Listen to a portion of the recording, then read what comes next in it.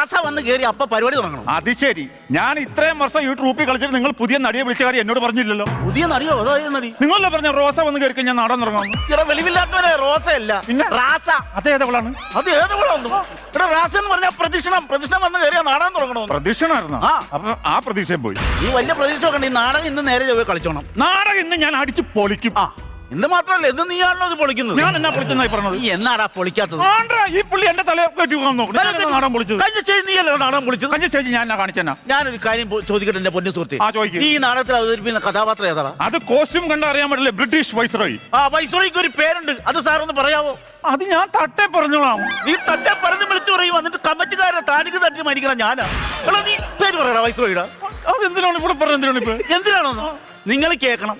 കഴിഞ്ഞ സ്റ്റേജിൽ നാടകത്തിന് ഈ വൈസ്രോയി കയറി വന്നു. ഞാൻ ചോദിച്ചു വൈസ്രോയി പേരെന്താന്ന് ചോദിച്ചപ്പോ ഇവൻ പറയാ ഉണ്ണീന്ന്. ആ ഒറ്റ ഡയലോഗിൽ നാടകം